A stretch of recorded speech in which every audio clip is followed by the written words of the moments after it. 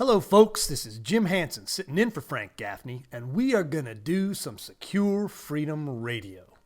And if you enjoy the commentary here, you can find me causing no end of consternation for the left on Twitter, where my handle is @uncle_Jimbo.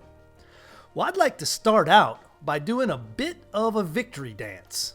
And I guess it's a good thing this is radio because I'm not really that much of a dancer. But we won a major victory for free speech in what I guess is known as the Clock Boy lawsuit. And I can give you a little background on that if it has slipped and faded from the public's eye.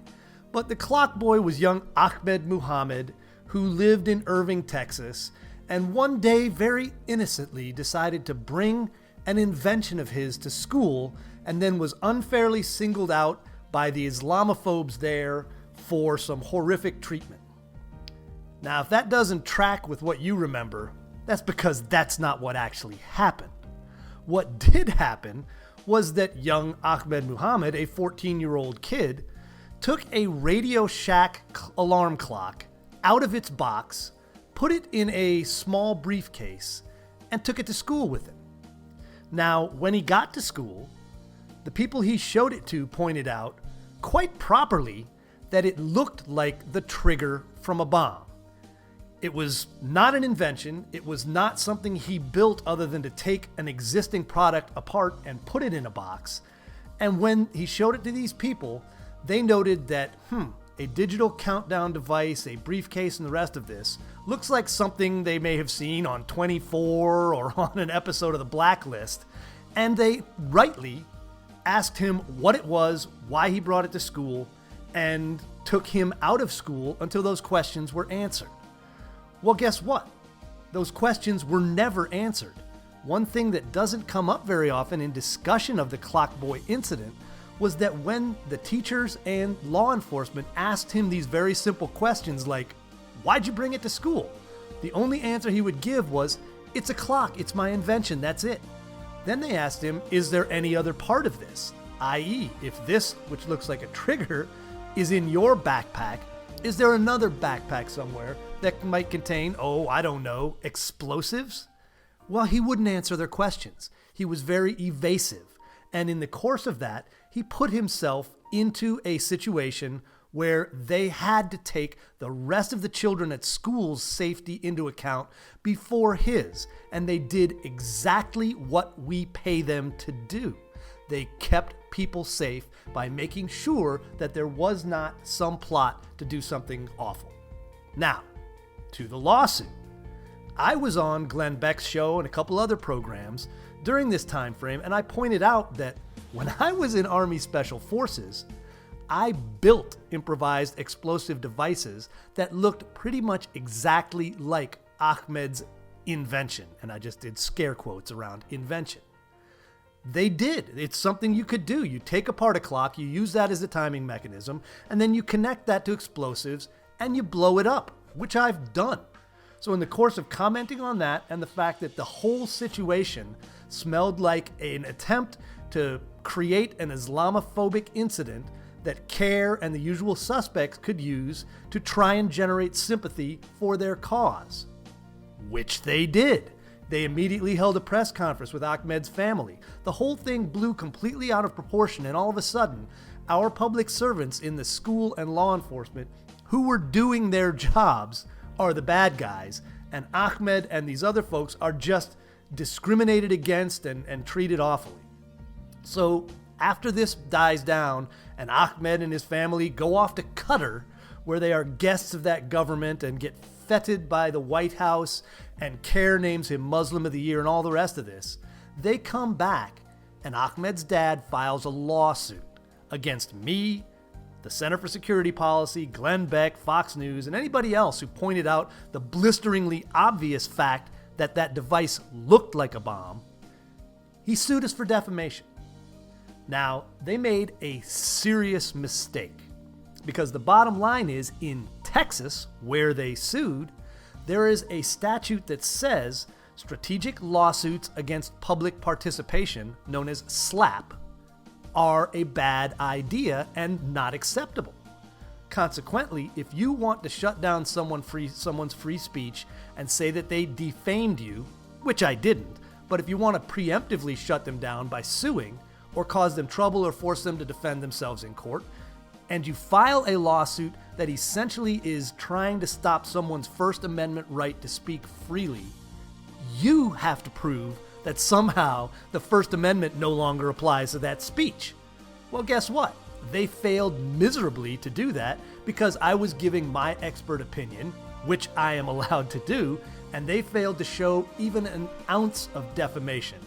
So, in a major win for free speech and the U.S. justice system against a bunch of Islamists trying to play Islamophobia and shut down any criticisms, we won in court. Yesterday, the court announced that all charges were dismissed with prejudice and that we could submit for attorney's fees. So I will give you a wonderful piece of irony coming out of this.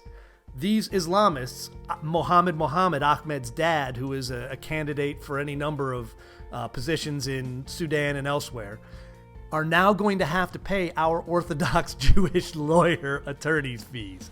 Bravo, I'm going to give us a golf clap on that one. That is a major win. Now I want to say, I hold no animus against the clock boy himself.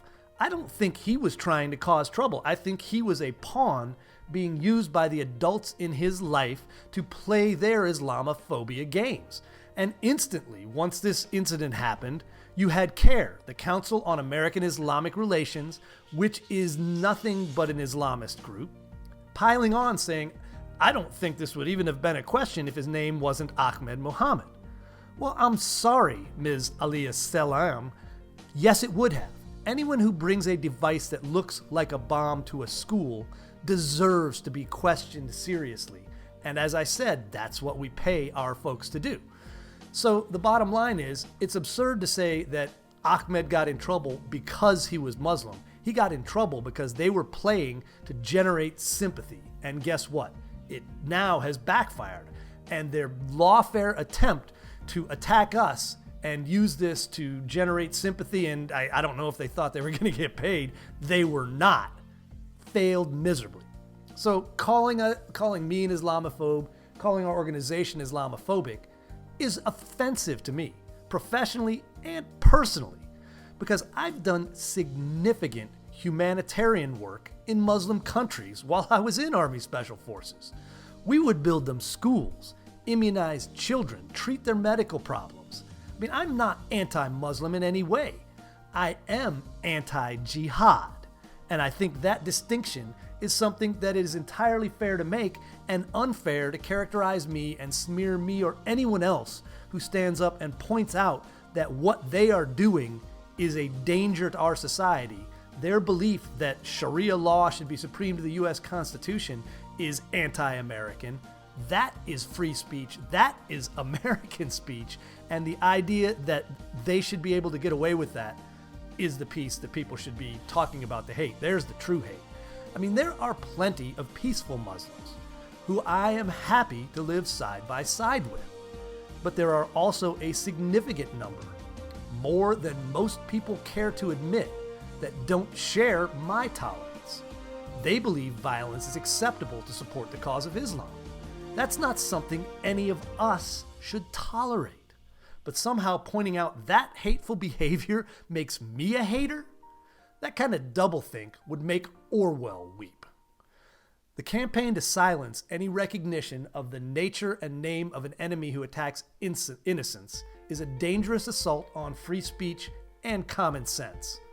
It's not anti-Muslim to note that all terrorists are Muslim, but an awful lot sure seem to be. And while you can argue that they don't represent the true nature of Islam, there are hundreds of millions of people who disagree. The Pew International poll, that lovely liberal organization, asked if suicide bombing was ever justified in a poll of all Muslims. They are a poll of Muslims worldwide. 28% said often, sometimes, or rarely. So yes. Well, guess what? That's hundreds of millions of people who believe violence is okay. We didn't start the fight against radical Islam, but we cannot ignore it, and we certainly can't be forbidden to speak about it. Thankfully, This skirmish went the way of the U.S. Constitution and in favor of a free and liberal society. But we must remain vigilant. This is Jim Hansen, and that was my monologue. Up next, we're going to talk with Diana West about Russian influence operations. You're listening to Secure Freedom Radio.